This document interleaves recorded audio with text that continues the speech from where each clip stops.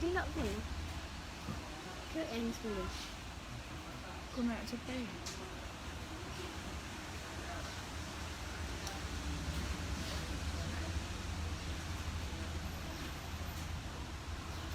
Kita dah mula lah.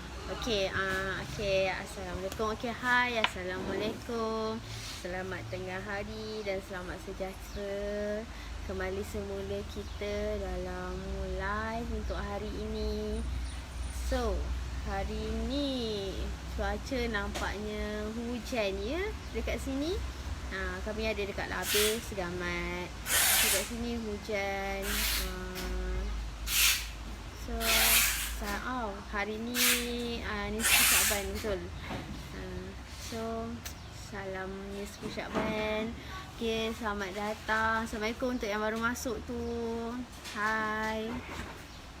Hai, selamat menonton live kami. So, hari ni saya tak berkesorangan. Cik Nurul dah kembali semula. I'm back again. Okay. Hai, untuk yang baru masuk tu bolehlah share. Aku mainlah sekali. Nak tahu juga siapa yang masuk ni. Boleh share untuk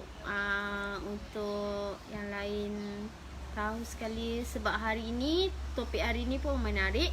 Sebab macam saya cakap semalam, kita akan sambungan untuk topik yang semalam. Semalam kita cakap pasal internet problem sikit. Okey. Hai Azmi.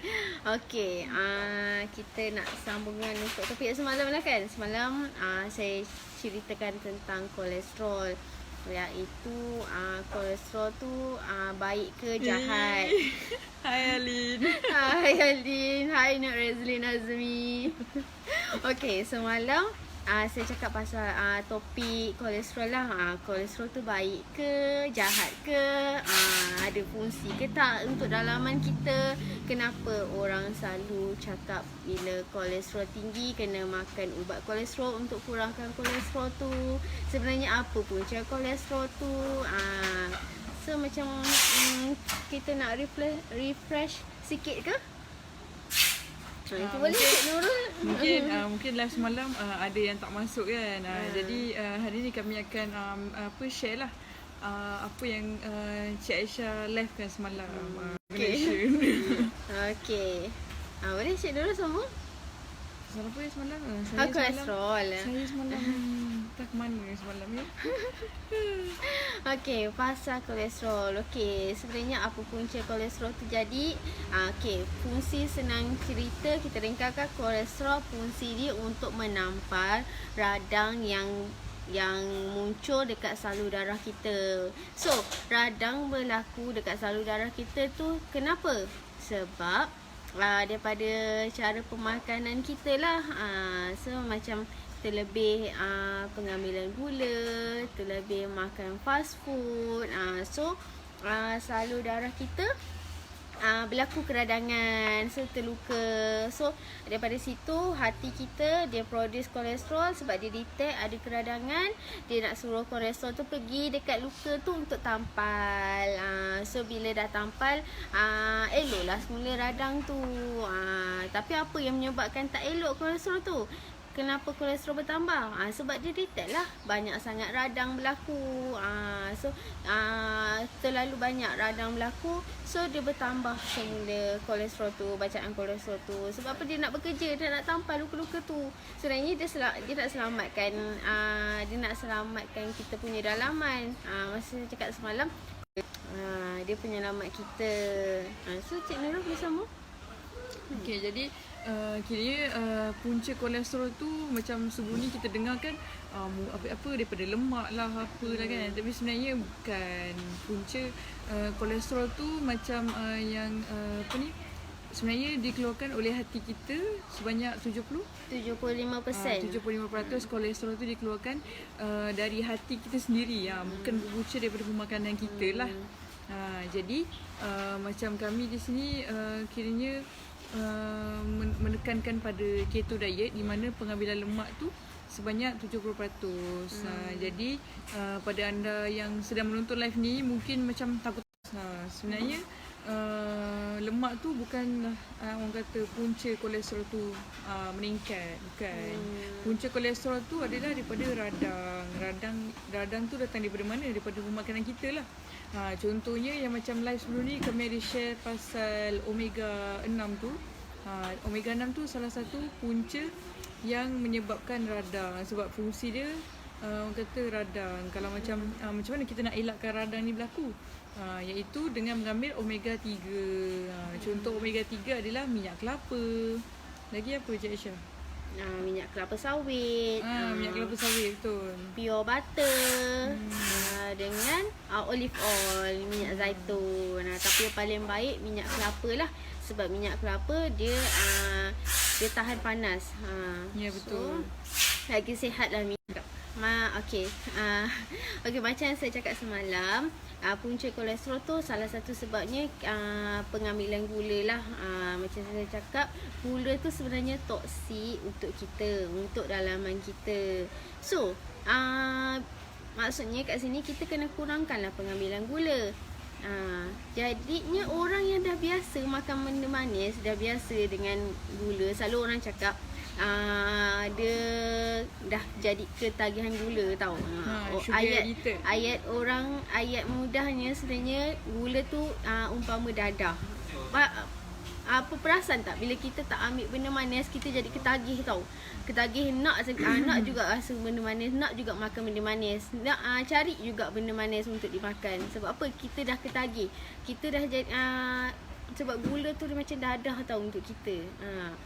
So bila saya cakap kena kurangkan, maksudnya kena kurangkan pengambilan gula, tak boleh makan manis lah. Boleh sebenarnya. So kat sinilah kita nak borak tentang pemanis. Hari ini kami akan share pada anda topik pemanis, di mana ada 6 kategori pemanis yang kami akan kongsikan pada anda, dan juga ada juga kategori pemanis yang dibenarkan. Jadi pada anda semua yang nak tahu apa yang pemanis yang kami akan share ni, jadi boleh teruskan menonton live kami dan juga share pada kawan-kawan lah. Mana orang kata kami nak share apa kebaikan ataupun kelebihan pemanis yang kami nak sebut ni.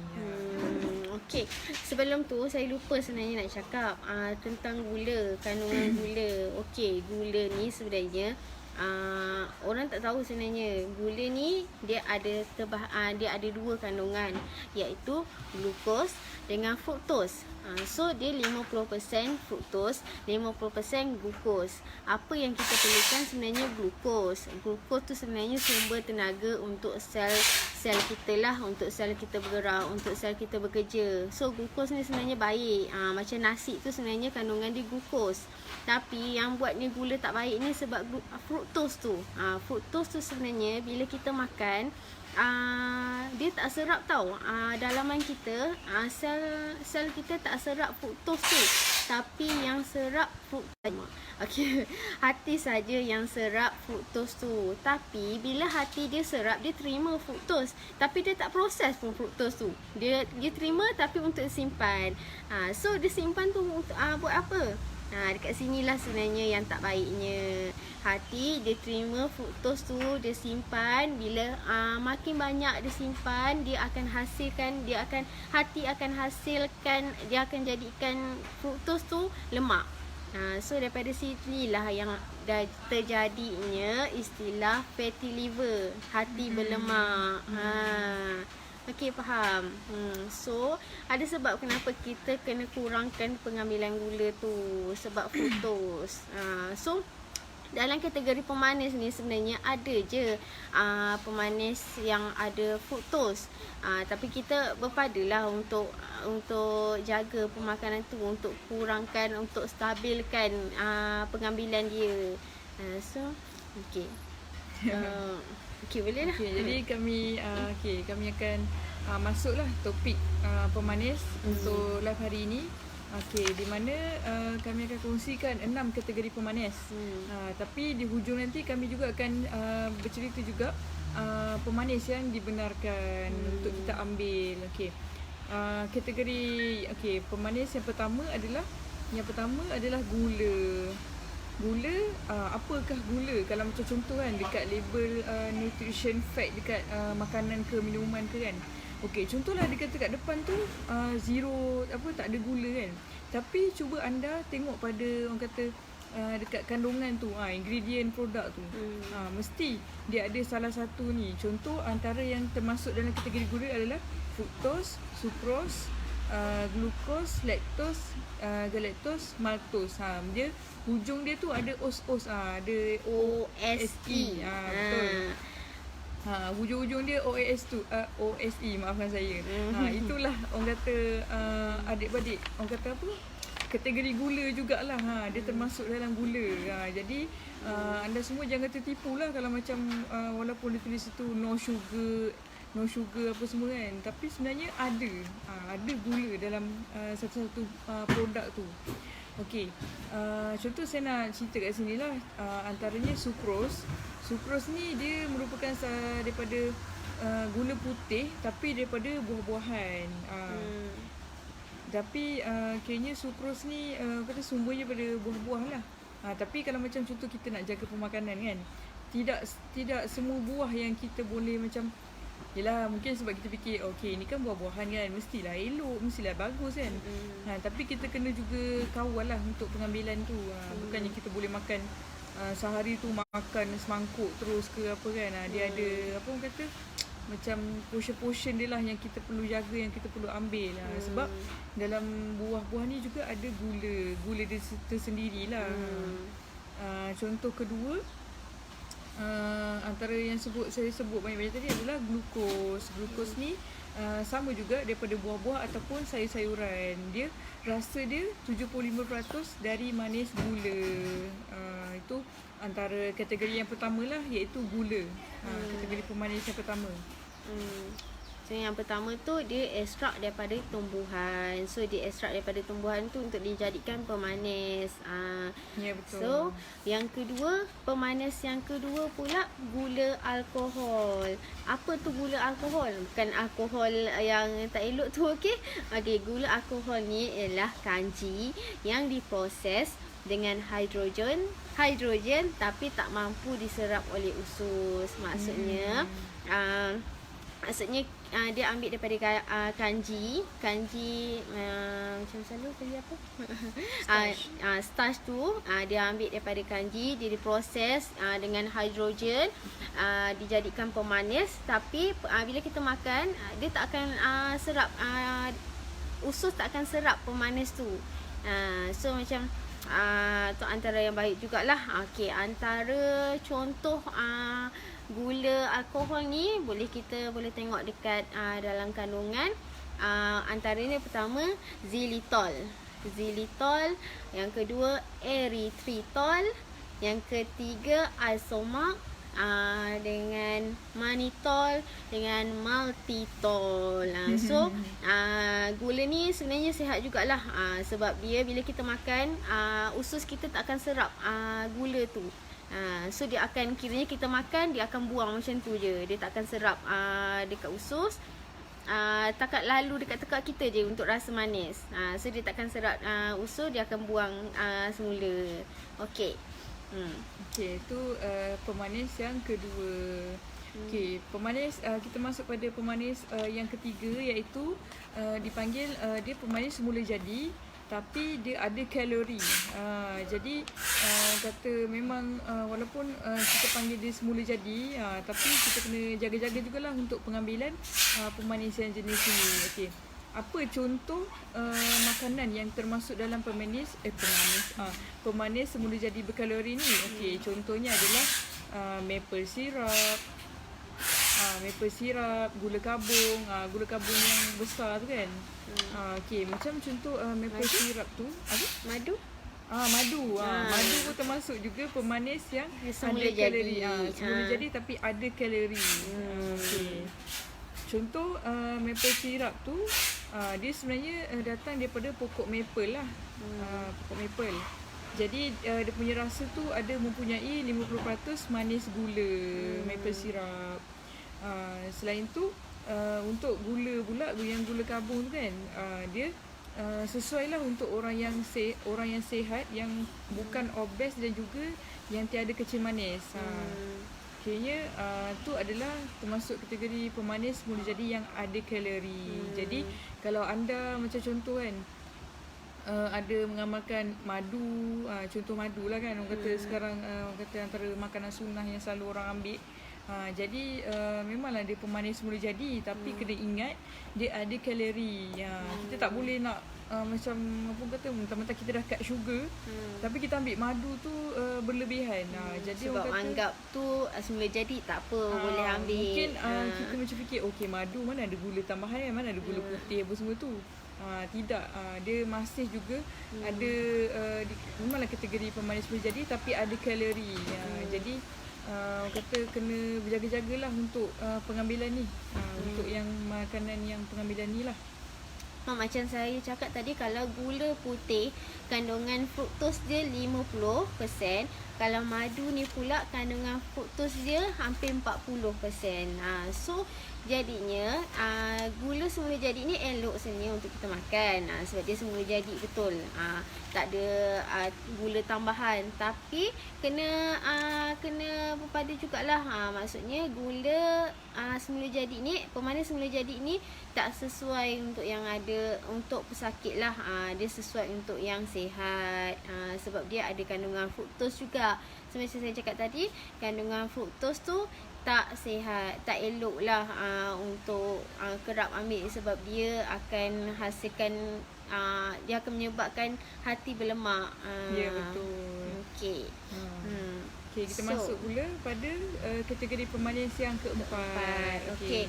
Kategori pemanis yang keempat iaitu pemanis semula jadi tapi tak ada kalori. Okey, yang tadi semula jadi tapi ada kalori. Yang ni pula dia tak ada kalori. So, apa tu pemanis semula jadi yang tak ada kalori? Contohnya lah monk fruit. Monk fruit tu Luohan hango. Sebenarnya monk fruit tu buah lan luohan go. So kita macam kita tak biasa sebenarnya, orang Melayu lah senang cakap tak biasa dengan buah tu, tak familiar, tapi sebenarnya di kalangan orang Cina familiar. So dia memang famous lah. Masyarakat sini dia gunalah monk fruit ni. Dia famous di kalangan masyarakat Cina. Untuk pemanis semula jadi ni lah, dia tak ada kalori. Yang kedua, macam saya cakap ni paling famous lah, orang selalu cakap stevia. Okey, stevia ni antara kategori, tergolong dalam kategori pemanis semula jadi tapi tak ada kalori. So yang mana yang nak kurangkan berat badan, yang mana yang nak sihat ataupun yang ada sakit tu tapi nak ambil pemanis, bolehlah ambil gula yang dalam kategori pemanis semula jadi ni tapi tak ada kalori. Tak ada kalori. Okay, sekadar makluman lah, kalau macam kami di Juvenis, pemanis monk fruit ni kami ada juga termasuk dalam produk kami lah di Juvenis, tapi kami tak guna nama luoh hango ke ataupun monk fruit, kami panggil dia sebagai lato lah. Sebab bila monk fruit dikombine dengan stevia, dia akan jadi nama dia lakanto. Tapi dekat di Juvenis nama dia diberi sebagai lato. Tu lato tu sebenarnya gabungan daripada monk fruit atau luoh hango dengan stevia. Jadi combine dua lah. Okay, yang kedua, stevia dah sebut tadi? Ada, stevia dah. Kalau macam stevia pun ada juga termasuk dalam bawah produk di Juvenis. So kalau macam anda nak cuba dapatkan lato dan juga stevia, bolehlah buka website Dr. Ju Keto Shop. Kat situ semua ada. Pemanis, ada juga produk macam-macam lagi adalah. Betul.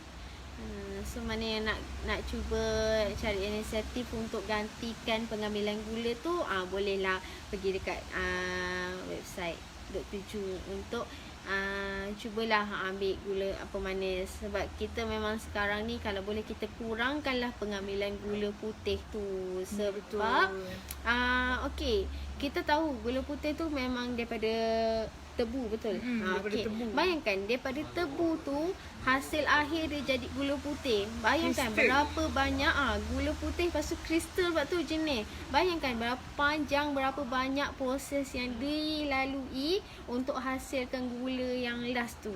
Ya, So betul. berapa banyak bahan kimia, berapa banyak yang dia dah tapis, dah sekat, dia punya dia punya kebaikan tebu tu dah hilang. So yang tinggal cuma gula. Yang gula tu sebenarnya jadi toksik untuk kita. So saya sebenarnya ada salah seorang kawan yang pernah bekerja dekat dekat tempat praktikal ke kilang gula. So dia ceritakanlah dekat saya macam mana keadaan gula sebelum diproses akhir tu. Jadinya saya pun tak naklah cerita. Mungkin kalau tuan-puan rajin, bolehlah untuk cuba search tentang gula tu. Okey, yang kelima tadi. Yang kelima, antara kategori pemanis yang kelima adalah disebut modified sugar. Modified ni orang kata apa dalam Melayu? Gula yang modified, diubah suai. Ya, betul. Okay, macam betul lah, gula yang diubah suai lah. Okay, apakah yang orang kata yang termasuk dalam modified sugar ni? Kebanyakan industri guna gula ni. Kebanyakannya industri makanan lah selalu guna pemanis ni, iaitu yang dipanggil high fructose corn syrup. Kalau macam contoh macam saya cakap tadi kan, okey, contoh dia kata kat situ tak ada gula, no sugar kan. Mungkin kata macam yang kami tahulah yang modified sugar ni ada dalam orang kata dia memang macam tadi kan antara kategori gula macam sucrose, toast semua tu kan. Tapi mungkin anda pun kena berhati-hati dalam produk makanan tu ada juga high fructose corn syrup. Okey. Jadi modified sugar ni orang kata gula yang paling Tak elok. jahat lah orang kata kan. Sebab apa? Okey, kenapa? Macam saya cakap tadi. Okey, kalau anda perasan lah, tuan-puan perasan, kenapa gula semula jadi, contohnya macam stevia mahal dekat pasaran. Sebab apa? Sebab dia semula jadi. Prosesnya memang prosesnya singkat, tapi sebab dia memang mahal. Kalau contoh macam high fructose corn syrup ni, kenapa kebanyakan industri guna gula ni, pemanis ni, sebab apa? Sebab kos dia rendah. Macam saya cakap, fructose tu memang fructose tu kan tak elok, betul. Dia sebenarnya fructose ni paling murah lah. High fructose corn syrup ni kos industri keluarkan kos yang rendah untuk dapatkan pemanis ni. Jadinya sebab dia orang nak cut cost, dia orang gunakan pemanis yang dimodified ni. Maksudnya kalau dia dimodified ni bahayalah untuk kita. Jadi macam high fructose corn syrup ni orang kata walaupun dalam apa kata produk tu tak ada gula ke sucrose ke apa semua tu, tapi kadang dia gantikan juga dengan high fructose corn syrup. Tu yang bahaya tu. Satu lagi yang termasuk dalam modified sugar ni adalah dipanggil golden syrup. Golden syrup ni pun dia pun samalah kategori, termasuk dalam kategori modified sugar. Jadi orang kata kita sekarang kalau macam tu kita nak beli air ke makanan ke apa kan, so kita ni lah baca dulu kandungan tu, label nutrition fact tu, kita tengok dulu macam mana. Kalau macam anda yang orang kata memang nak cut sugar kan, orang kata nak diet ke macam, ataupun memang tak nak ambil gula langsung, jadi kita kena ni lah mula belajar baca label-label tu, kandungan yang macam ada tak yang apa yang kami sebutkan tadi, macam high fructose corn syrup ni ke, ataupun glukos ke, fruktos ke, maltos, walaupun kata tak ada gula kan. Lepas ni kita cubalah belajar untuk terapkan, ambil masa untuk baca kandungan makanan yang kita ambil tu, terutamanya makanan yang diproses lah. So ambil masa untuk baca kandungan makanan tu, terutamanya pemanis lah. Yang saya sebut tadi, macam Cik Nurul sebut tadi, pemanis yang ada os dekat belakang tu. So yang kira macam tak elok lah. Okey. Yang kategori yang last, kategori ke-6, iaitu pemanis tiruan. Okey. Dalam orang cakap pemanis mula jadi ni, sebenarnya pemanis pun ada tiruan. So tiruan ni jugalah antara kos yang rendah, kos yang paling senang dapat, yang murah lah. So antara dia, kita boleh tengok dekat dalam gula getah. Okey, gula getah memang kebanyakan gula getah dia memang guna pemanis tiruan ni. Okey, mungkin lepas ni start kalau rasa nak makan gula getah, boleh tengoklah kot ada ke tak bahan dia. Confirm. Apa bahan dia? Aspartamim. So memang kebanyakan gula getah memang ada gula tiruan ni. So dia rasa kita makan, dia rasa manis sekejap je, lepas tu dah hilang. Macam kami sendiri tu macam masa tengah tengok ni lah, tengah belajar lah pasal pemanis ni kan. Tiba-tiba saya pun bawa lah gula getah tu sebab kata nak hilang ngantuk lah kononnya. Lepas tu bila makan-makan, lepas tu bila dengar kandungan apa ni orang kata Aspartamim ni, aspartamim tu, kami pun check dekat label gula getah tu kan, memang ada. So kita orang pun macam brand ni antara yang famous lah juga. so kami macam ada juga So kayaknya dah tak langsung kami pun dah ambil gula lah kat situ. Ambil gula tiruan. Betul. So dah nama gula tiruan tu maksudnya tak elok lah, betul. Okey. Antara yang kedua, okey, yang semalam saya ada sebut, stevia pun sebenarnya ada yang tiruan. So ingatkan kenapa? Okey, stevia pun ada yang tiruan. Sebenarnya kebanyakan memang ada yang ambil gula stevia ni. So brand dia, brand stevia tiruan ni apa nama dia, Equal. So kebanyakan adalah jual dekat farmasi pun ada jual stevia ni. So kita sendirilah yang tentukan sama ada kita nak ambil atau tak kategori pemanis ni, sebab dia untuk badan kita sendiri, untuk diri kita sendiri. Kita nak guna badan kita lama, betul. Dan kita macam contoh macam saya muda lagi. So macam kita sendiri boleh tentukan benda tu baik ke tak untuk kita. Benda tu sebenarnya boleh datangkan kebaikan ke atau keburukan untuk diri kita. Betul.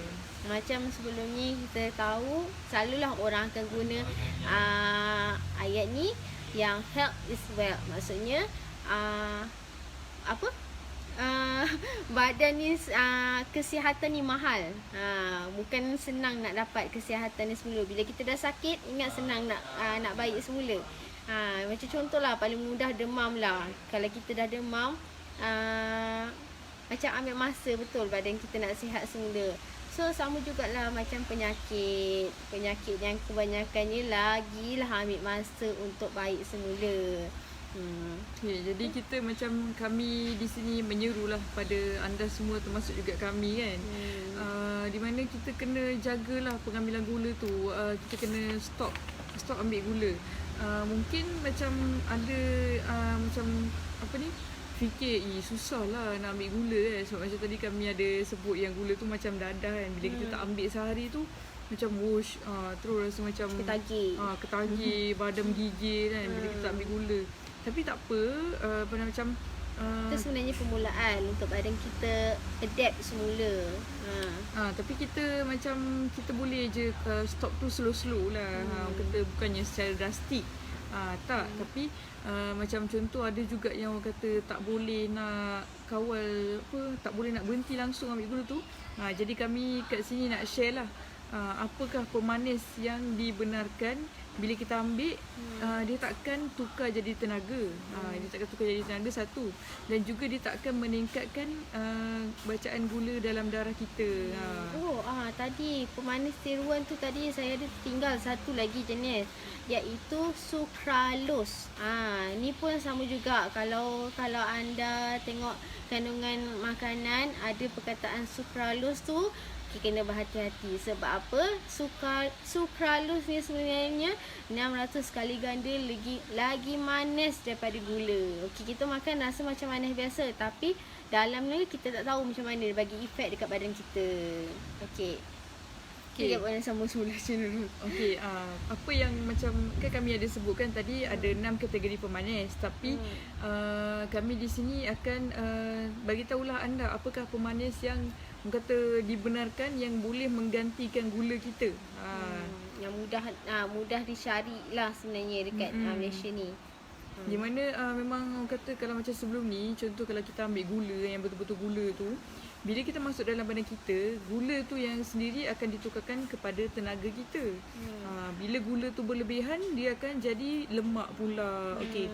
Kalau macam pemanis yang kami nak bagi tahu ni, yang kami nak kongsikan ni lah, pemanis ni dia tak akan masuk dalam badan kita, dia akan sekadar bagi rasa saja dan dia akan keluar daripada badan kita.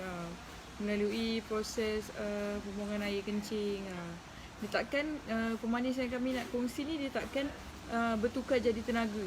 Dia sekadar lebih kepada rasa je. Okey, apakah pemanis? Ada 4 pemanis yang dibenarkan.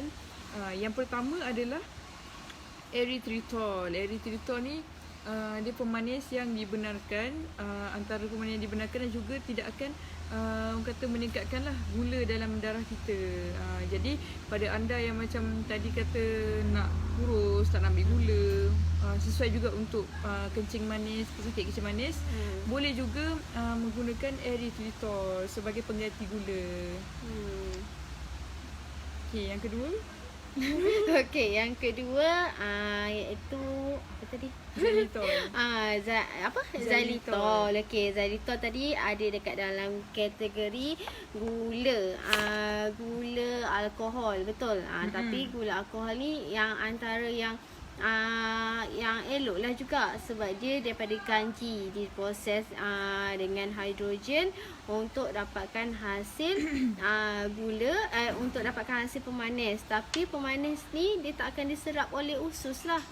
Dia akan kita makan, dia rasa dekat tekak, lepas tu keluar, buang semula macam tu je.